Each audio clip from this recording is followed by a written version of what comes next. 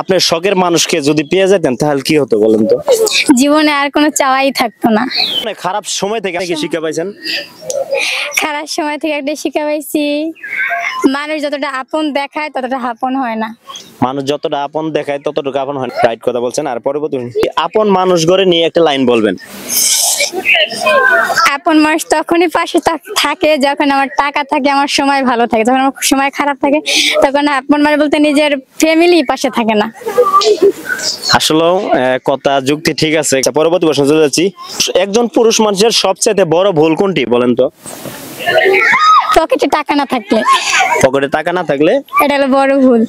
এটা বড় পকেটে ভুল। টাকা না থাকলে যদি কাউকে ভালোবাসে, এটা হলো তার জীবনের সবচেয়ে বড় ভুল। পকেটে টাকা না থাকলে পুরুষদের ভালোবাসা ভুল। হ্যাঁ, মানে মেয়েরা তারা যে ভালোবাসে একটা মেয়েকে, ওইটা হলো সবচেয়ে বড় ভুল। তাই? হ্যাঁ, মানে সেই মেয়েটাও একদিন টাকার কারণে চলে যাবে, তাই তো? অবশ্যই। আচ্ছা, আমরা আরেকটি প্রশ্ন চলে যাই। অনেক মানুষ আছে সবসময় বিয়ে বিয়ে নিয়ে ভাবে, আপনি তাদেরকে নিয়ে একটা লাইন বলবেন। তাদেরকে বলার মতো কিছু নেই, একটা কথাই বলতে পারি, যদি এতই বিয়ার কথা নিয়ে চিন্তা হয় তাহলে ফ্যামিলি বলুক, তাহলে তারাই বিয়ে দিয়ে দেবে। তারাই বিয়ে দিয়ে দেবো। হ্যাঁ। আচ্ছা, আপুর যুক্তি কিন্তু ঠিক আছে, ফ্যামিলি করে বলতে কইছে। আরেকটি প্রশ্ন যাচ্ছি, আবার শিগরদের নিয়ে একটা লাইন বলবেন। ভাইদের আমি একটাই কথা বলতে চাই, তাদের জীবন অনেক দুঃখ কষ্ট। ভালোবাসি প্রবাসীদের, তারা পুরো ফ্যামিলি।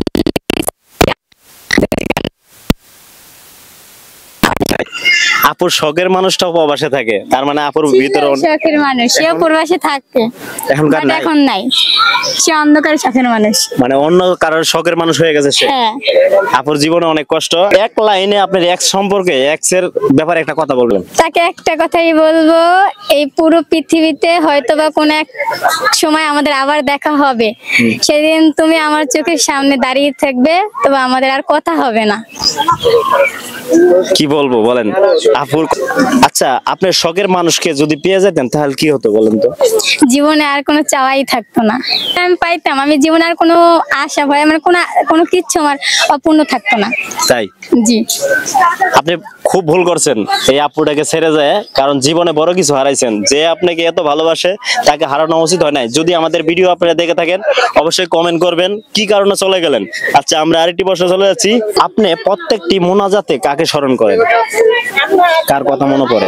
আমার শখের মানুষের কথা, আমি আজও তার জন্য অপেক্ষা করি, আজও আমি তাকে ভালোবাসি। সে যাতে আজও ফিরে আসে, আমি আজও তাকে গ্রহণ করে নিই। এখনকাও গ্রহণ করবেন? হ্যাঁ, সে আরো 1 বছর আগে সাইডে গেছে, আমি তাকে আজও পাগলের মতো ভালোবাসি। দেখছেন আপনাকে কত ভালোবাসে। আপনাকে অসংখ্য ধন্যবাদ আমাকে সময় দেওয়ার জন্য। আমাদের ভিডিও অবশ্যই দেখবেন। আমাদের পেজের নাম হচ্ছে SK Media 2.0, ঠিক আছে?